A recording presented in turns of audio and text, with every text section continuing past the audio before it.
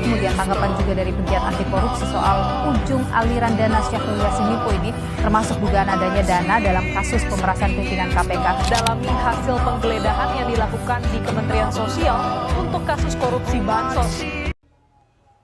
Assalamualaikum warahmatullahi wabarakatuh. Perkenalkan, nama saya Sila Robania dengan NIM 7324028.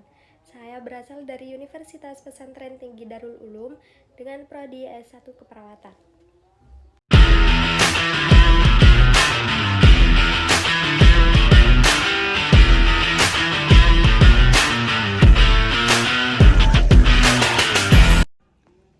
Hai teman-teman.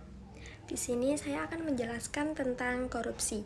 Nah, tema yang saya ambil yaitu tentang peran generasi muda dalam pencegahan korupsi. Jadi, kita sebagai generasi muda bersama-sama melawan korupsi, seperti gambar yang ada di samping saya.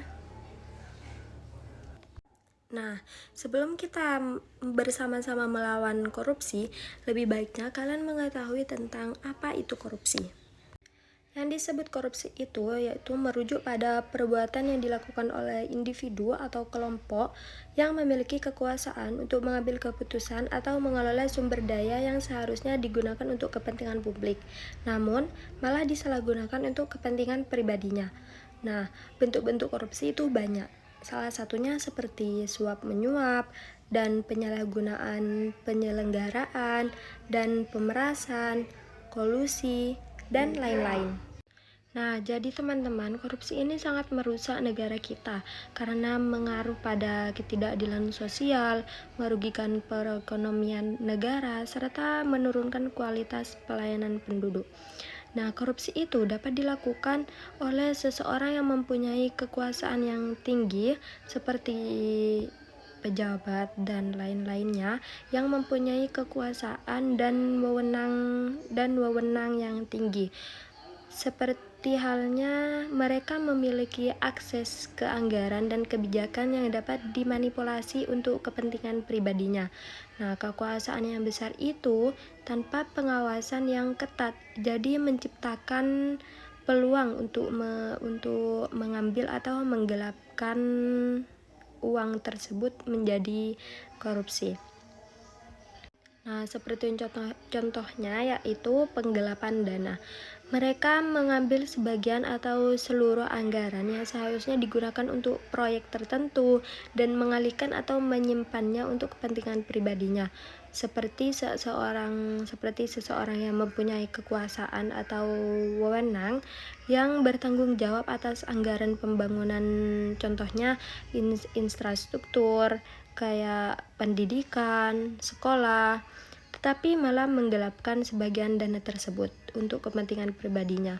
Jadi korupsi itu sangat tidak adil bagi keadilan sosial dan sangat meresahkan rakyat.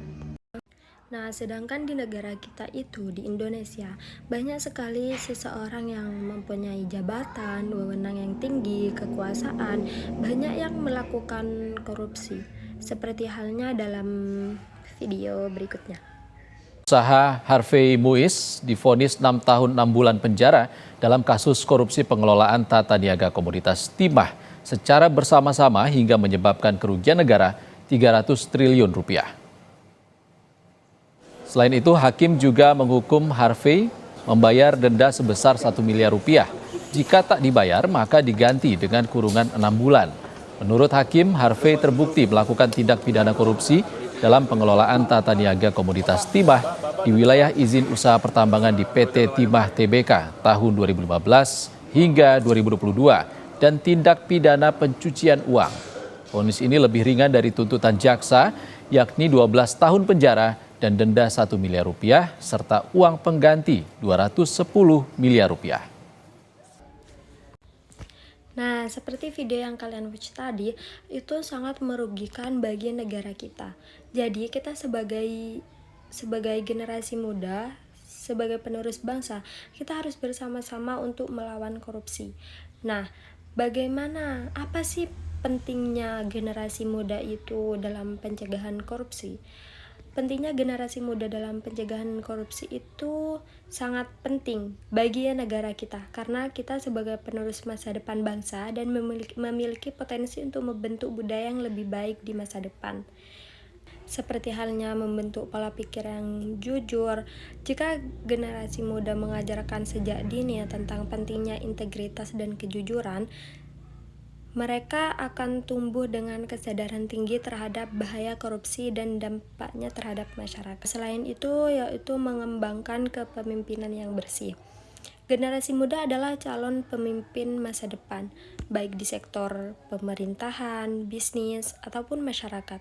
Jika kita dibekali dengan pendidikan yang kuat tentang etika dan anti korupsi, kita bisa memimpin dengan integritas dan menularkan nilai-nilai anti korupsi kepada orang lain. Jadi kita bisa mengajak orang lain untuk bersama-sama melawan korupsi agar negara kita menjadi negara yang aman dan adil. Baik, mungkin hanya itu yang dapat bisa saya sampaikan. Selebihnya mohon maaf. Wassalamualaikum warahmatullahi wabarakatuh. See you.